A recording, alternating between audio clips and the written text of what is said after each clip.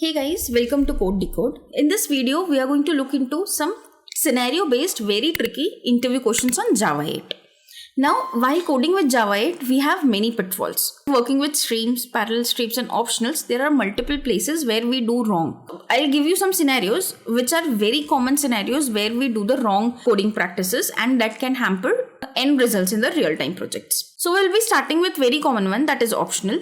So now I'll give you one scenario. There is an e-commerce application where multiple users must have some profiles with certain settings. For example, when you log in into a system or any website, you have some preferences like I want to see the context in English or Hindi.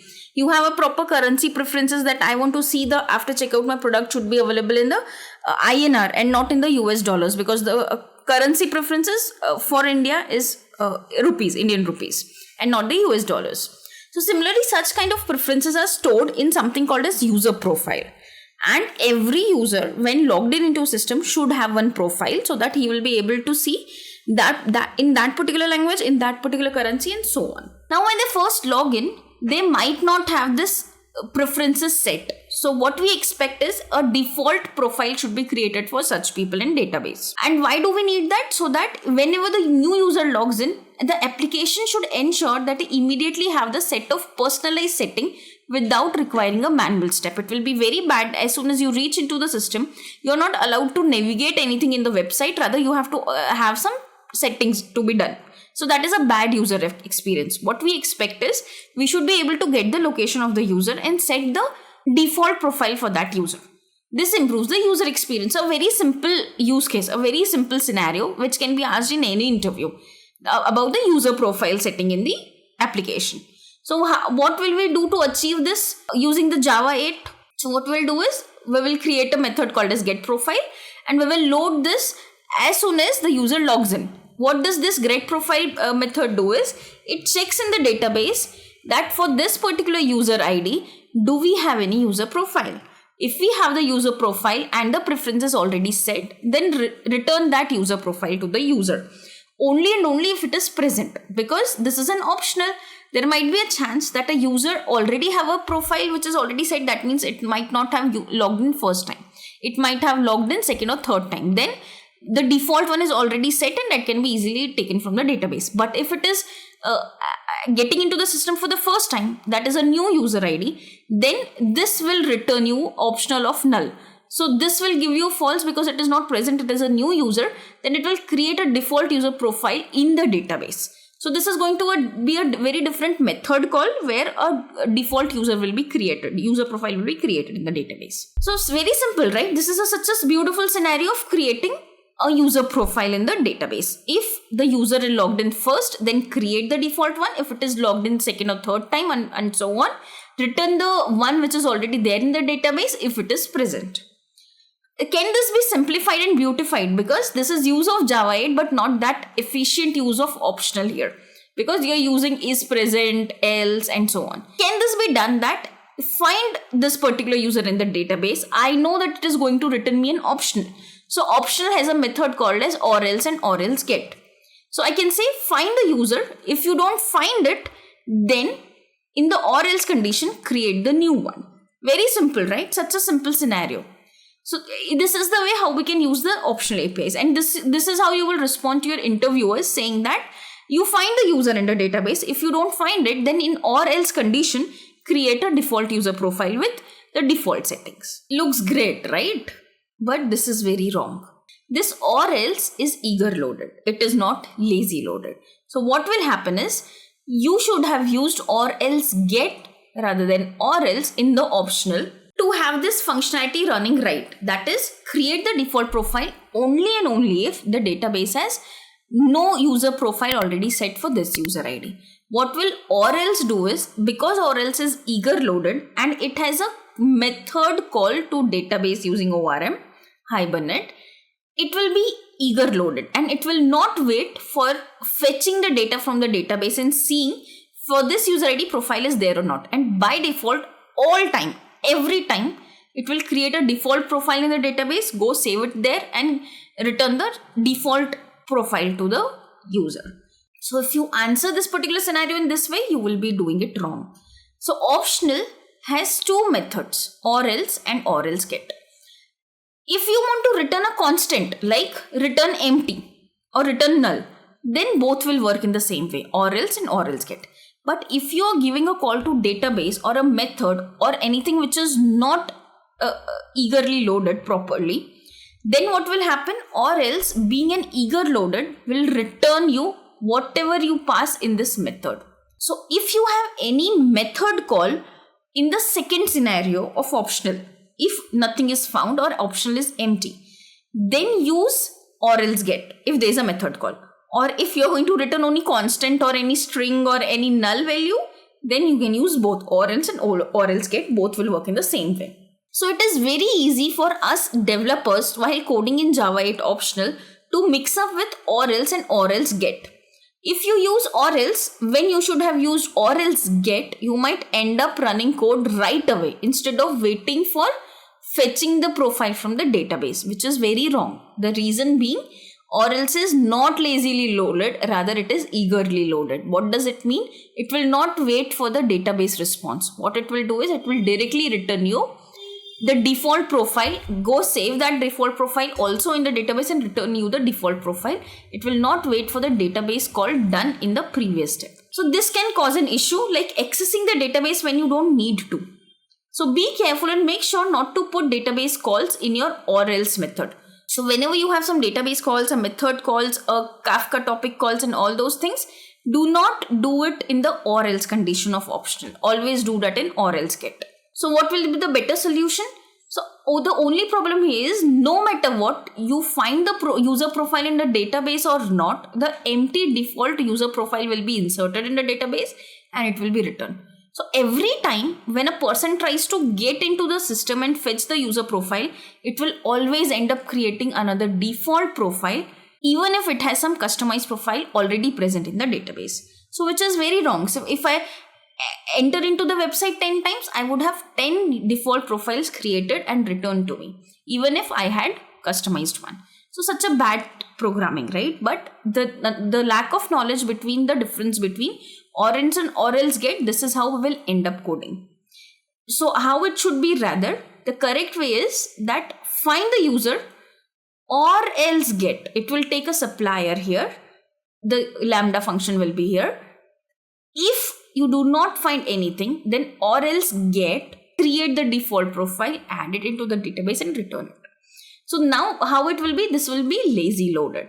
So this will not be initiated until you get a response from the database about the user profiles present for this particular user ID.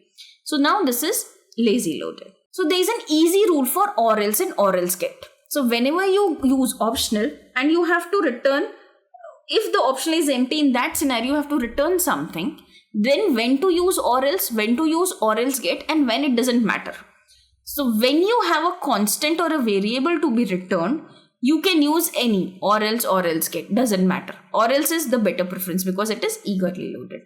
And it will not be any difference when you have to return anything like constant. So if you would have to be returning here or else get empty, then it will be fine. Or else it will be new, it will be null. Then also it will not be a problem because empty, constants, all these things are okay to be returned in or else. But method calls are not okay to be given in or else condition. So use or else when you have to return a constant or a variable. But use or else get when you need to call a method or a constructor. So for example, user profile dot or else return empty or a single space or a constant or a variable, then you can use or else. But when you have to create a new user profile in a database, use or else get.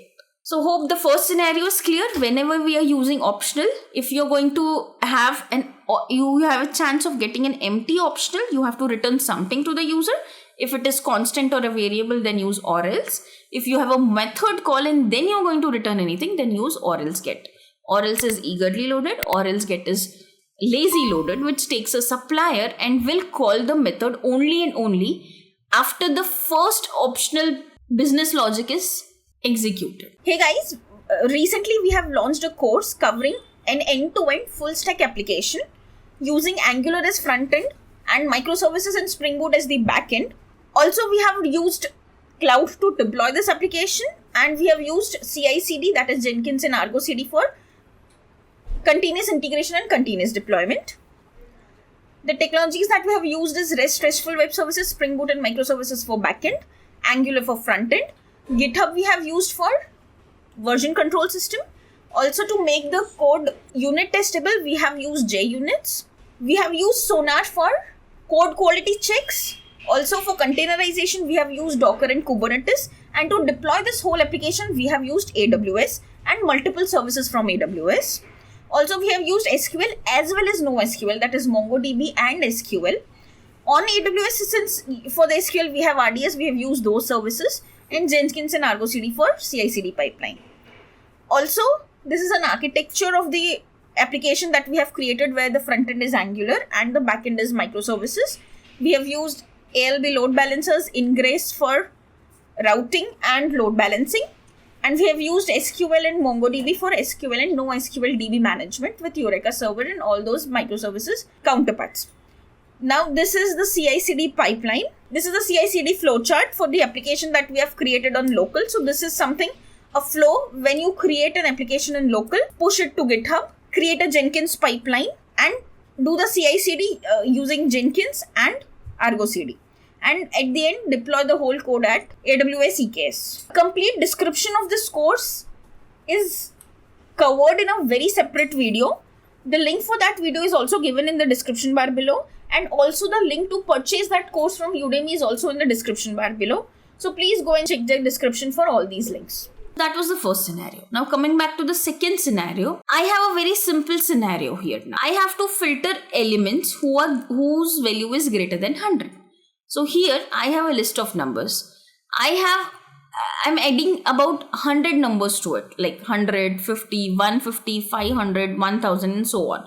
And so on, I have 100 elements in the list of integers called as numbers. Now how will I filter those whose value is greater than 100? So what I'll do is I'll open a string, because number is a collection, it's a list is a collection. So I'll open a stream, because we can open stream on any collection, be it list, be it set, or be it anything. Now on that I will filter out all those elements whose value is greater than 100, and I will count and return that count to the people. Very easy, very simple scenario. Filter out those whose value is greater than 100. This is how I'll respond to my interviewer, right? Now blindly I have given an answer to an interviewer. Now interviewer will cross question you. Is this an efficient way of coding in Java 8? The answer is no, this is not an efficient way of coding in Java 8. Reason being, here in this scenario, this is a perfect scenario for using a parallel stream, because one element is not dependent on another element. So here we can simultaneously use multiple streams parallelly and filter all those elements parallelly rather than doing it one by one on the stream of numbers. So rather taking 1, 2, 3 and so on, I have 3 streams doing 1, 3, 5, doing 2, 4, 6, doing 8, 10, 12 and so on. These multiple streams can be simultaneously processed and filter all the elements whose value is greater than 100 and then count them, aggregate them and return it. So while doing an interview question for Java 8, do not please blindly go for streams without considering the performance impact, especially with the large data set or complex operations. Be mindful for the operation and consider using parallel streams or alternate approaches if performance is critical. So here in the case for the better performance, what you could have done is, on the numbers, you could have not open a stream, rather a parallel stream. With this, you can filter out all those numbers who are greater than 100 and count and then return it to the people. So this is the best scenario where you could have used the parallel stream, where it's not a necessity that each and every element should be processed one by one after the another. Here, you could have used multiple streams simultaneously because they just don't depend on each other. Order of in which the number comes in that particular numbers list. Now going forward to the third scenario, a very common scenario. I have received a file from the client. I have to fetch each and every line and print them or process them and save it to database. Very simple scenario given by interviewer to you. How will you code for it? So first of all, I'll use files utility class. Here I have a method called as lines. So what this particular method will do is it will fetch all the lines segregated by /n usually. Then you will, for which file do you have to fetch the line separately? That is using the path.get your file name. So this is your file name. You have the path given here. Using paths.get, you have your file loaded into the memory. Then with files.lines, after reading that file into the memory, you will fetch each line segregated by /n and you will create a stream of strings for the lines. Now for each line, I'm just going to do for each system.out.println, and that's it. I have read a file, stored into memory. I have read each line of that file, saved it into the stream and printed each line, or saved it or just done this database call to save each line in the database. Very simple. You also read a line, you fetched a line, you printed or saved it in database. But is this good? Is this a good practice? Are you done? Answer is no. Not closing the streams that holds the resources like the file streams can lead to resource leakages. So this was again a trick question asked by interviewer, because they want to see that, okay, in the flow you have opened the file, fetched all lines and done. But you forgot to close the stream that you have created for your files. So for what you could have rather done is you could have used try and catch scenario. So here, while fetching the file and reading each line and printing it, you could have done everything in try catch block. And at the end, you could have catched the print stack trace. If you can see, this is in the try with resources block. This try with resource block usually have those resources in the argument which are auto-closable. So when you use this particular line as the parameter to try block, so this is where your try blocks ends. So when you use it into the tries parameter, it is auto-closable by Java people for you. You don't have to do it explicitly. So whenever any interviewer tries to trick you in Java 8 question by using any such files or IO concepts, always use try with resources so that you, even if you forgot to close your stream of lines, you are not in trouble. Now I have the fourth scenario, a very simple scenario. You are given the list of strings. You have to convert each of them to uppercase. Very simple, right? I mean, this is the simplest question in Java interviewer can ask you, that you have a list of string, convert it to uppercase and return to me. What you will do quickly is, on that list, you will map each string to uppercase, collect it to list and give it back to the interviewer. Very simple, right? Such a simple condition. You have a list, map each list value to uppercase and return it. But what we didn't thought about is the edge cases. That is, you can have null values in the list. In that case, if you have the null value and you do null value dot uppercase, you will get a null pointer exception and your code will break. This is where the interviewer has tricked you. You have not handled the potential null values in the strip. So here what we have to combine is the concept of stream as well as optional. Or what you could have done is not just combining it with optional, you could have combined it with some filters, where you are going to filter whether the object is not null or null. If it is null, it is filtered out and will not be called the to uppercase. If it is non-null, then only this filter will return you boolean true and the code will go to the next case where we are going to map it to uppercase and then collect it. So not handling the null values in the stream, that will be a problem for you. So whenever you have a stream, you have to map it to uppercase. So just before mapping it to directly uppercase, just put a small filter to check objects.notNull. If object is null, don't map it and collect it. You can rather just filter it out, remove it from your stream and go ahead for the next element. So if you have A, null and C, then when the first A comes into this, it will filter out, checks it is not null, it will map and give and at the end it will be collected to the list. After everything will be done, all the intermediate operations are done, at the end this terminal operation will collect it to the list. Secondly, second time null comes, this filter says null should not be equal to null, but null since is equal to null, then it will be filtered out and no map or collect will be running on this element. C comes, it is not null, it will be mapped to uppercase and collected. That's it. Coming to the fifth use case, for the Java 8 pitfall scenario. Now suppose you have to fetch the username from the database, and if it is present, print it in the uppercase. Very simple, right? So how will you code for this? You have something called as get username method, which is going to fetch the username from the database.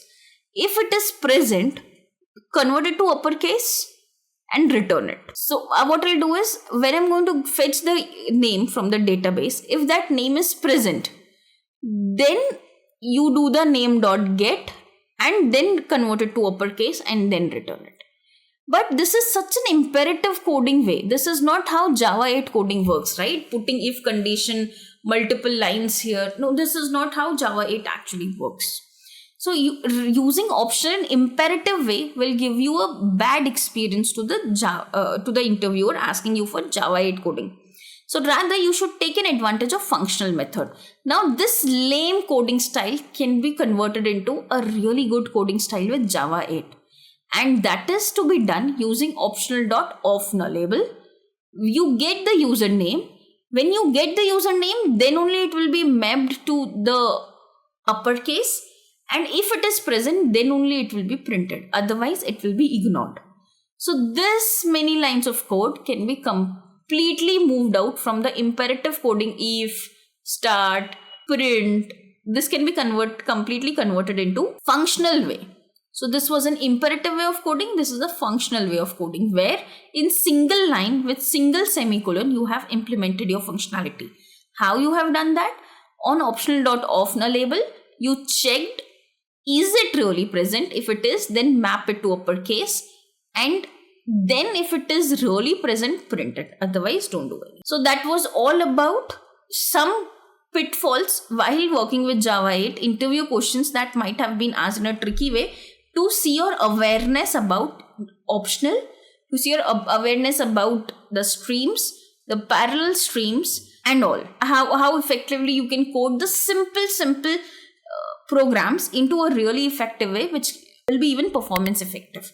So that was all about some Java 8 tricky interview scenario based questions. If you like this video and you want more such tricky based scenario questions, then you have to let me know in the comment section. I'll create another part of this. Thank you.